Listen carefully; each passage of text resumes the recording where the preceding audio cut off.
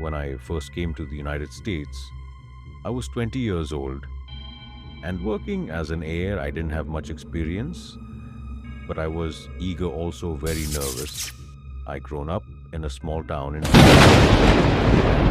had never spent time away from home, let alone across an ocean. My English still needed work, but I was confident enough to get by.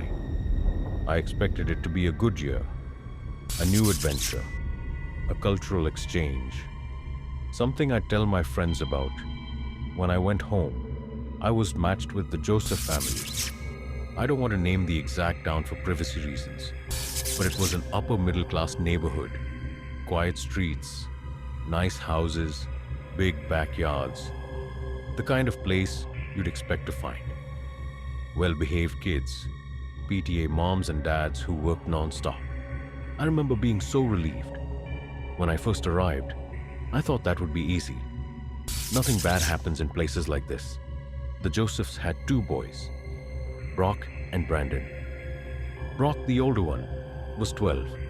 He was a pretty typical kid, kind of lazy, sometimes rude but harmless overall.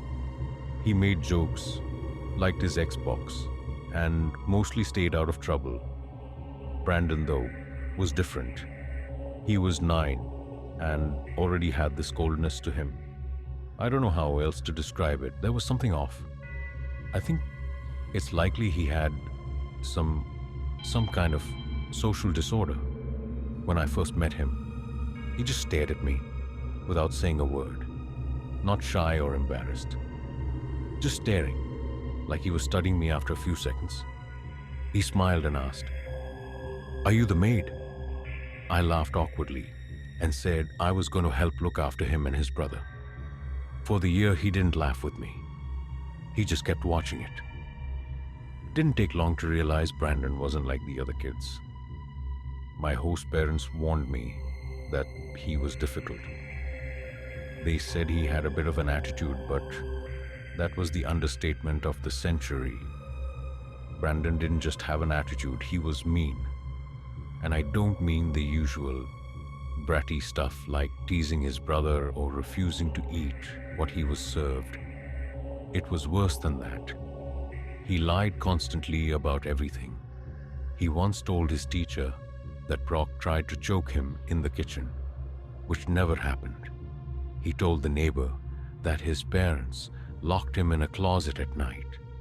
He even told me that the last au pair ran away because of him and that she was never seen again.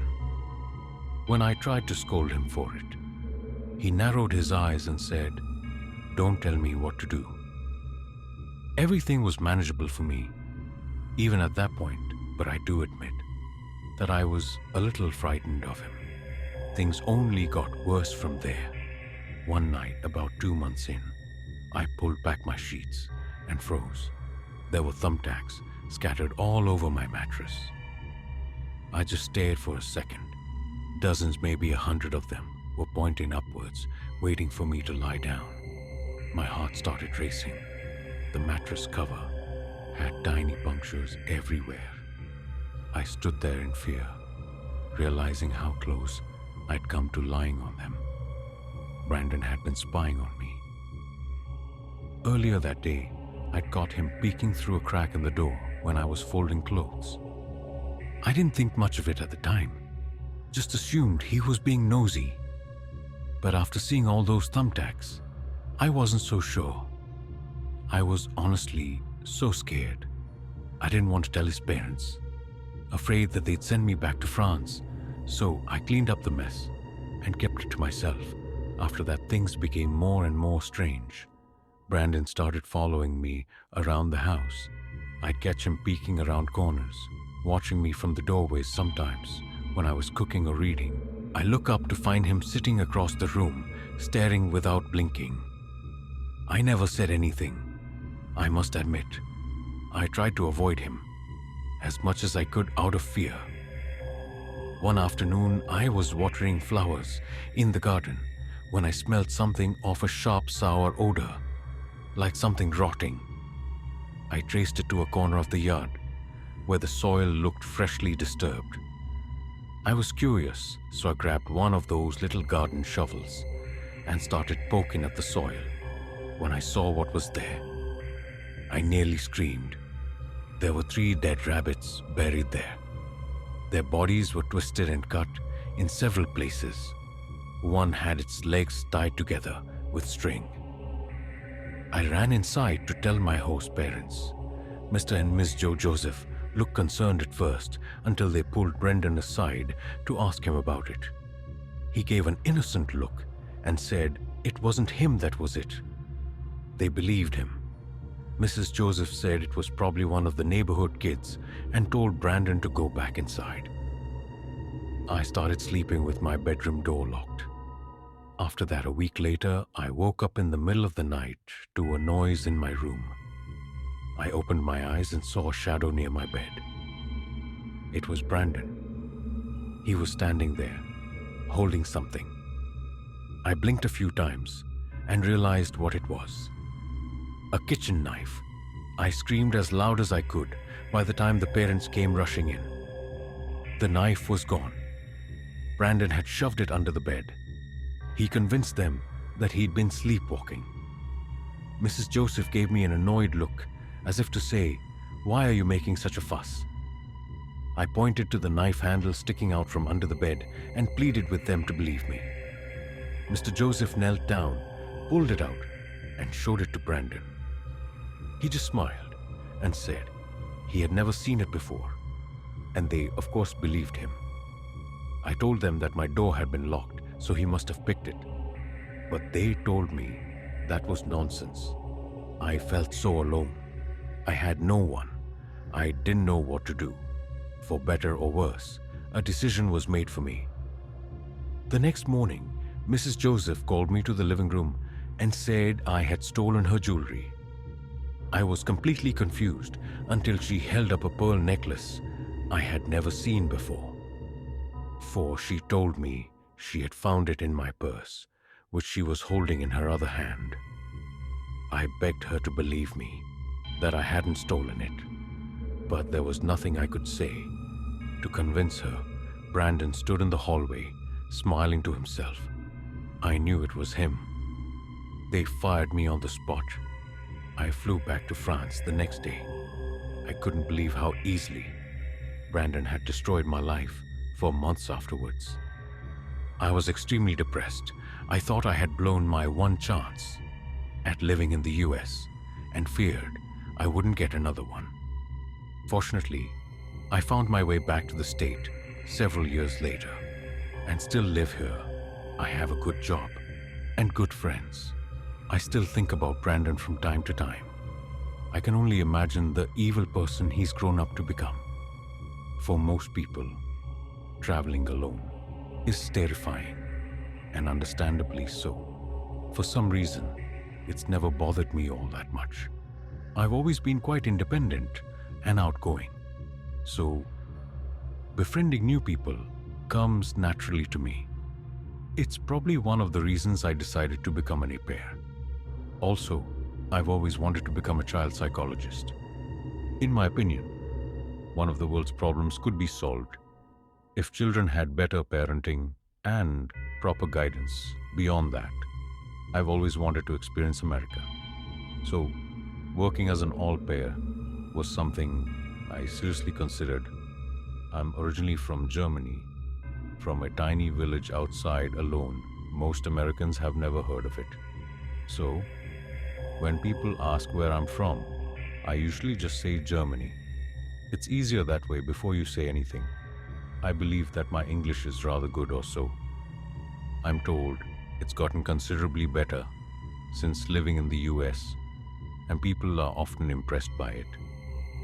My father is originally from the UK and did everything in his power to ensure that my English was as good as my German, if not better. I'm not sure if they have them here in the US, but I had an electronic dictionary growing up that doubled as a translator.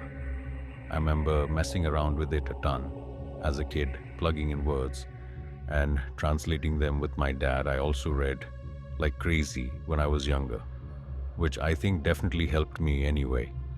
My host family lives in a wealthy suburb in Northern California. Their house is unbelievable. You might think living here would be lonely, but the agency does a great job of connecting nearby all pairs. So, I immediately clicked with a few girls in the surrounding neighborhoods. My best friend, her is an American girl named Jennifer. She's great, she's like me, but a little louder and a little taller. We've been inseparable since we met. We're both here for the same reasons, working, exploring, and trying to make the most of our time abroad. There's a huge college campus nearby, and it's pretty much the only decent place to go out that isn't a $100 Uber away. Both the frat and bar scenes there are pretty good, so that's where we spend most of our weekends. I think a lot of the guys are naturally drawn to us because of our accents, and the international card gets us pretty far. It's supposedly difficult to get into Afro parties without being in a sorority here. But we don't have much of an issue. The bars here are a lot more fun, though our favorite spot is this bar called Tap. I've noticed Americans love giving their nights themes. Taco Tuesday, Wine Wednesday. I guess any excuse to drink on a weekday. It's kind of funny. Tuesdays are the most enjoyable nights of the week for Jenny and I. The story takes place on one of those nights about a few months after I arrived to the US. I was standing by the bar waiting on drinks for Jenny and I when this tall guy with curly brown hair approached me and said, "You're German, right?" That kind of threw me off. People almost never guess. I'm German European, sure, but not German specifically. I don't really have distinctive German features, so anytime anyone's able to guess my nationality, it fascinates me. I laughed and told them he was right, and he introduced himself as CB with a confident smile. We talked for a while and everything was very natural. I'll admit, I get approached a lot when I go out. I'm in shape, and I know I'm decent looking, but guys are usually kind of obvious and cheesy when they talk to me. Sebi felt different. The more we talked, the more it seemed like he was actually interested in me as a person, as opposed to just hitting on me. He knew a lot of tidbits about German culture, which was something I quite liked about him. A lot of the Americans I don't talk to don't know much about the rest of the world. So it was nice to talk to someone well-traveled, smart, and cultured. We talked and left for a while longer before I introduced him to Jenny. He smiled and waved his friend over, an Asian guy who introduced himself as Hunter. He and Jenny immediately headed off. All in all, it was a great time. Before the night ended, CB asked me for my number, and I gave it to him without hesitation. A few days later, CB invited me over for dinner. When I got to his place, I expected him to have dinner reservations ready or something, but instead, he was cooking a pie, a dish for us in the kitchen. It was quite sweet. I ended up helping him prepare the meal, and he opened a bottle of wine for us. I had such a great time that I ended up sleeping over at his apartment the next morning. I woke up and examined his room a little. Unlike most college apartments, it was quite clean. He didn't have any posters or typical decorations up, but rather a bunch of landscape pictures. His walls were covered with dozens of square photographs, all black and white cast sea-less cities, countryside views. They all looked oddly familiar. I got up and looked at them a little more closely, realizing they all had locations printed on them. They were all from Germany, every single one, with the exception of a picture of Monte Carlo, Monaco. Sebi had woken up by then. So, I turned and asked him jokingly if he had a thing for German architecture. He laughed and told me about his dad's aerial photo collection, which he had picked some of his favorites from. I walked back towards his bed and realized there were some more pictures above his bed. My jaw literally dropped when I saw that one of the pictures was a landscape of my village taken from above. The picture was like 20 minutes from my house. I told him this, and he got rather excited, telling me what a crazy coincidence that was. I was amazed. The odds of that were so slim. He then asked me a bunch of questions about my hometown, which I was happy to answer. Over the next few weeks, CB and I spent a lot of time together. I was working and he had class during the week, but we spent every weekend going out together, plus Tuesdays. Everything was great. He was a sweet guy and made sure I was comfortable and enjoying myself. When we went out, he was also quite nice to my friends, which I appreciated.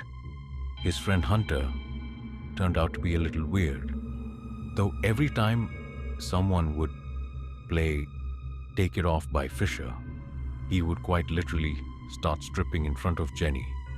One night, CB got rather drunk, significantly drunker than usual, as he was walking me to his apartment.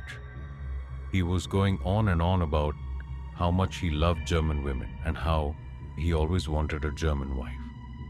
At one point, he said he always wanted to marry an all pair because foreign girls are great with kids.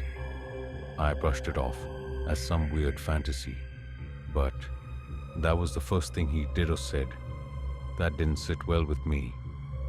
Obviously, not a deal breaker though. He had been perfect up until then. But then came the first time he took me out to dinner. He took me to this Italian spot and told me he'd picked it because they had plenty of vegetarian options, which was sweet, but I never told him I was vegetarian. I gave him a little smile and playfully asked him how he knew I was vegetarian, and he told me he saw it in one of my Insta posts that eased me for the rest of the dinner.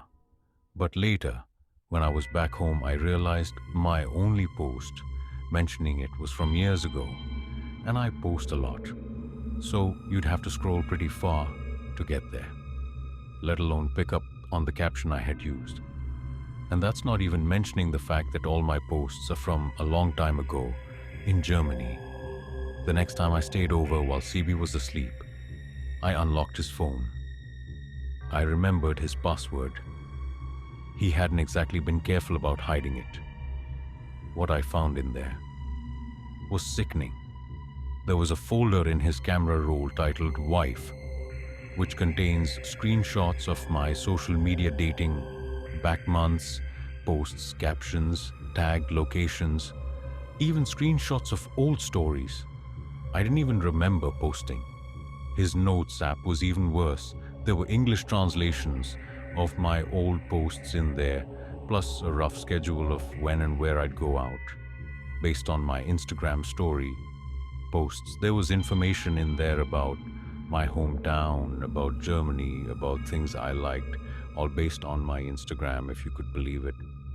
But the worst thing I found in its phone was a photo of my driver's license. Everything hit me at once. The second night I had gone out in America, I had lost my wallet at a frat party, which had my ID in it. That's how we found my Instagram. That's how we knew everything. Where I was from, what I liked my birthday. None of it was chance. He had planned all of it. There was a long graphic message that went into disgusting detail about what he wanted to do to me, which I don't want to talk about. I didn't know who the guy in those messages was. I couldn't stand to look at everything anymore, so I grabbed my stuff and slipped out of his apartment without making a sound. Regrettably, I didn't take any photos for evidence. The whole drive back to my host family's house, my hands were shaking. Germans take privacy seriously. I felt sick. My Pair profile was private, but my ID, he had my full name. And with that, I knew he could have found anything. I didn't sleep that night. I prayed that he hadn't been able to figure out my host family's address. The next morning, my phone exploded with messages.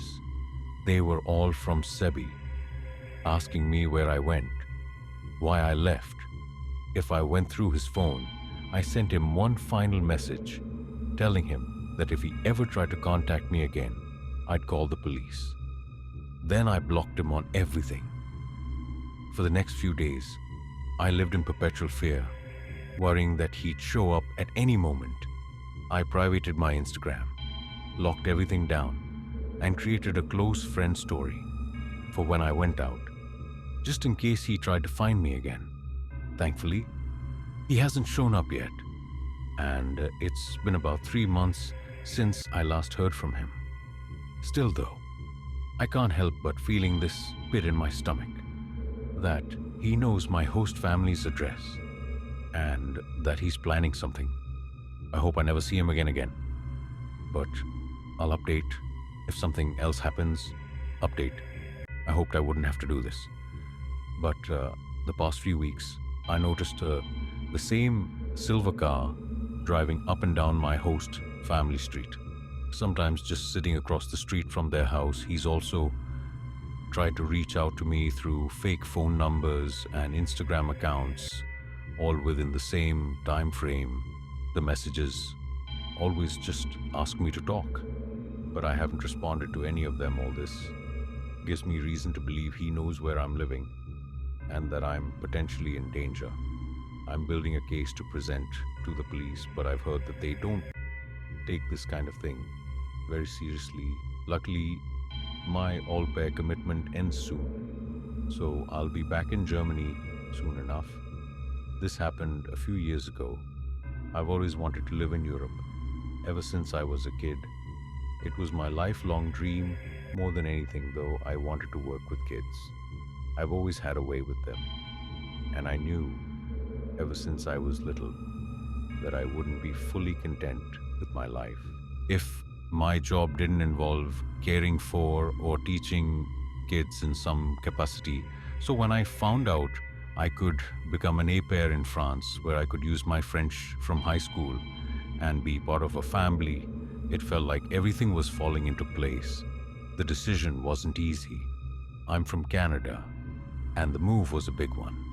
But France had favorable visa options for Canadians, and it was the perfect chance to improve my French Canada's second language, plus I had a few friends in Paris, so I wouldn't be entirely alone there. Money, though, was a problem. I didn't have family support. I won't get into why, that's personal. But let's just say I was on my own. I couldn't afford one of those expensive agencies. So I used a free air website instead. Not ideal, but it was all I could manage. That's how I connected with Leah. Leah's ed was warm and straightforward. She needed help with her 2 kids while her husband traveled for work. She seemed wonderful, very polite and very friendly on our video calls. She was quick to call me Cherie and Mail, which felt different from home, but in a charming, motherly way. She asked a lot about me, how I was with kids, how I felt about family life, but didn't talk much about herself. Still, she felt genuine. I trusted her. The only thing that felt off was the kids. I asked to meet them on our calls more than once. Leah always had a reason why they couldn't join. One was then the other was at school, where they were on a play date with a friend. She promised I'd meet them the second I arrived. It felt a little strange, but I figured I'd see them soon enough. Leah sent me a formal agreement. Everything looked proper, and we agreed on my start date. I booked my flight, packed my life into a suitcase, and said goodbye to Canada. When I landed at Charlesdale, Leah wasn't there. That surprised me. From everything I had heard, most host families meet their all pairs at the airport, but then my phone buzzed. It was a message from Leah telling me that she was stuck in traffic and instructing me to go to the side drop-off area where she'd have me picked up. I remember using Google Translate on her message because it sounded like she was going to have someone else pick me up, and I wanted to double check I was right, and that made me confused and a little unsettled. Despite that, I followed her instructions. A few minutes later, a car drove up, and a woman approached, late 40s maybe, with short blonde hair and a bright smile. She looked nothing like Leah.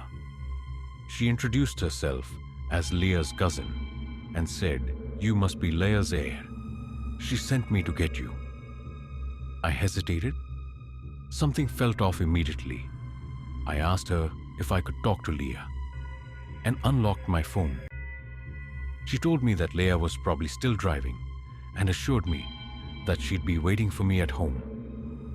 I called Leah anyway, and it went straight to voicemail. It didn't even ring. The woman kept telling me that I'd be fine, with a huge smile on her face. I was confused, but also exhausted from the flight. And what was I supposed to do? Stand there in the airport forever? So I did what she said and got in the car. The woman kept the conversation going, non-stop as we drove. She asked about my flight, my life, and Canada, and if I was excited to start my new job. But when I tried to steer the conversation back to Leah or the children, she brushed it off, just said that I'd love them and that I'd see them soon. I started to feel worse and worse about the whole situation. She was too polished, too eager to keep me talking without actually answering anything. The scenery outside began to change. I had the address in Google Maps, and the route we were taking didn't match. We were heading away from the suburbs and into what looked like an industrial-type area. I started panicking. I felt like I was in the process of being abducted. I asked her directly where we were going, and she responded lightly, calling it a shortcut again, repeating that Leah was expecting us. I felt the blood drain from my face. I knew, at that point, that she was lying. I told her to take me back to the airport, but she didn't answer. I told her I'd call the police if she didn't take me back to the airport, and she told me to relax. But I wasn't letting up. No matter what I said, she just kept repeating herself about Leah and insisted that I was overreacting. The next time the car slowed down, I kicked the door open and jumped out onto the street. The woman didn't drive off. Instead, she kind of just looked at me like I was the one who was acting crazy. I called my mom, who told me to get away from the car, get somewhere safe, and call for help. As I was talking to my mom, I looked through the windshield and noticed the woman, now on her phone, speaking rapidly, in a language I didn't recognize. It wasn't French, and it definitely wasn't English. I couldn't shake the gut, feeling that she was talking Leah. There wasn't another car in sight, but under no circumstance was I getting back in that vehicle. Eventually, the driver's side door opened, and the woman took a step towards me. I screamed that I was on the phone with the police, and that actually got her to stop. Without saying another word, she went back to the car, threw my suitcase onto the road, and then sped off. I got the license plate as she drove away, but I was on the verge of tears, with my mom still on the phone. I ended up hitchhiking to one of my friend's houses. I honestly don't know what I would have done without that option. My friend's family helped me report everything to the police, and eventually even agreed to help me with the fare back to Canada, which I was beyond grateful for. Eventually, they updated me on what the police informed them. Apparently, there was no registered all-pair family. By Leah's name, the number Leah used was prepaid and untraceable. All the photos of the children were taken from the internet. Everyone I talked to about this tells me the same thing. I was moments away from being trafficked. The worst part about that whole thing was that I wasted all that money on those plane tickets and traumatized myself permanently. Looking back, I know how lucky I am. I was away from something terrible, something I can barely let myself imagine. The whole situation was calculated from start to finish, and if I hadn't trusted my gut, I might not be here to tell the story. It took some time, but I eventually made my way back to France. This time, through a verified agency. I'm hoping to eventually fulfill residency requirements and become a permanent citizen here.